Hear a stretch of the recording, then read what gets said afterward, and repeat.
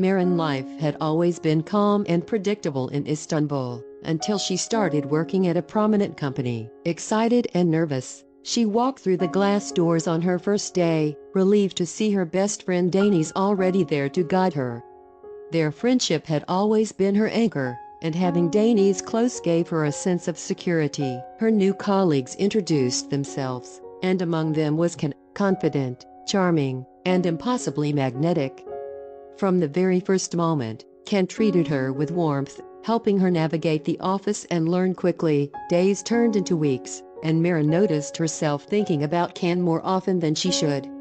Lunch breaks became moments of shared laughter, and small conversations stretched into hours. Ken's attentiveness and kindness made her heart flutter, and she realized that what she felt for him was growing into love. One evening, as the sun painted the Bosphorus in gold, Ken turned to her and said, "Marin, being with you feels right in a way I've never felt before.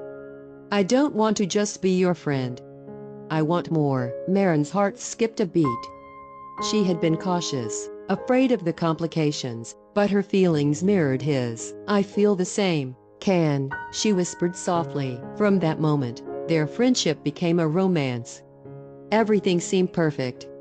At work, colleagues admired them. At home, Marin felt like she was walking on clouds, but little did she know, a storm was brewing behind smiles she trusted the most. Marin's days began to revolve around small moments she shared with Ken. Morning greetings at the office, quiet smiles across the room, coffee breaks that felt too short. Everything about him slowly became part of her routine. She hadn't planned to fall in love, but love rarely asked for permission. Ken was attentive in a way that felt genuine. He listened when she spoke, remembered the little details, and always made sure she felt seen. Sometimes, when their hands brushed accidentally while passing documents, Marin's heart would race, and she would quickly look away, smiling to herself. Outside of work, they started spending more time together. Evening walks through Istanbul's lively streets, shared meals by the sea, long conversations about dreams and fears. Ken spoke of building a future, of stability and partnership. Marin listened, feeling safe in his words. Deniz watched all of this from the sidelines. She smiled, laughed, and supported her best friend, but deep inside, something stirred, a quiet jealousy she refused to acknowledge. She told herself it was nothing, just a passing feeling. One night, after a long day, Ken messaged Marin, "I'm glad I met you. You make my life better." Marin stared at the screen, her heart warm. "I feel the same," she replied. She fell asleep that night believing she was stepping into the happiest chapter of her life, unaware that trust, once broken, leaves scars far deeper than love ever could. Sometimes, the hardest part isn't the betrayal itself, it's realizing it when it's already too late. Marin thought she was finally happy. Every morning she woke up with a lightness in her chest, the kind that only comes when the heart feels safe.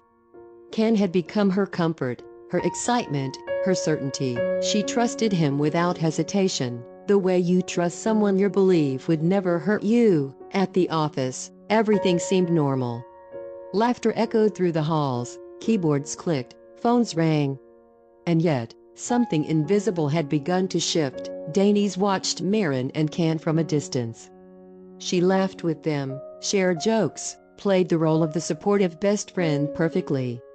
But when Marin wasn't looking, Deniz's eyes lingered on Ken just a little too long. One afternoon, as Marin stepped out to take a call, silence fell between Ken and Deniz. For a moment, neither of them spoke. Then Ken broke the silence. "Are you okay?"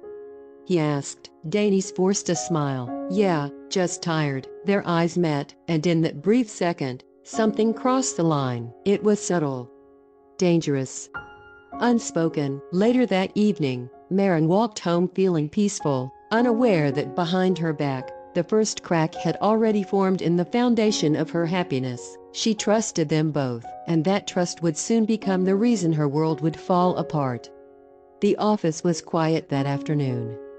Marin was busy sorting papers at her desk, her mind wandering between her tasks and the warm memories of the morning coffee with Ken. She felt safe, happy, like nothing in the world could touch her. But behind the closed doors of the meeting room, something dangerous was unfolding. Denise and Ken were standing side by side, pretending to discuss work. Yet, their eyes kept meeting, lingering a fraction too long. Words were spoken softly, almost invisible to anyone else. "Are you sure no one will notice?" Ken whispered. Denise nodded, her lips curling into a subtle smile. "Don't worry. No one suspects a thing, not even Marin." Their closeness, hidden from everyone, made the air around them tense. The trust Marin had placed in both of them was being quietly shattered, and she didn't even suspect it yet. Hours later, Marin returned to her desk, smiling as Ken walked past her, brushing her hand lightly.